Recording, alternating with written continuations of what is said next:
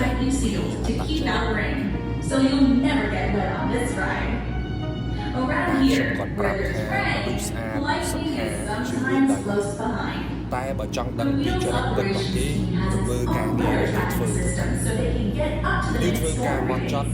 If ជីវិត lightning របស់ is គេក៏ too បត់ចត់ close, the operators មនុស្សធ្វើការ unlock បែប all ចុង flyers ដៃ and ចុងជើ shut ង down the wheels ជីវិត for រស់នៅរបស់ nights. គេក៏មិនគួរឲ្យទុ But ក when ចិត្ត it ចុងដៃ starts, ចុងជើង what happens if lightning មនុស្សធ្វើ does ការឡំ strike? ឡាយជីវិតរបស់គេក៏ Most ឡំ tall ឡាយ buildings are fitted with lightning និយាយ rods, ទៅកិច្ច but ការ the មួយ wheel has ឆ្លុះ an បញ្ចាំង awesome ពីចរិត secret. 70 ទៅ Here's the 80% lightning rod.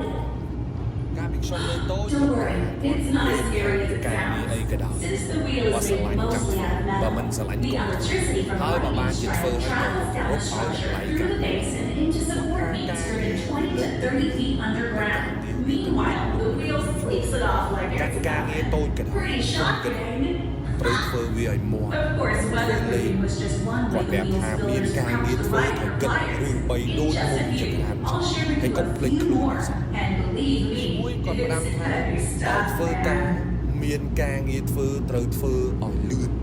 កុំធ្វើសើកកុំធ្វើមើលធ្វើឲ្យដូចខ្លាចគេដដើមធ្វើអញ្ចឹងរៀនធ្វើការឲ្យលឿនឱកាសយើងមានច្រើនជាងអ្នកដទៃគេធ្វើបានមួយយើងធ្វើបានពីរ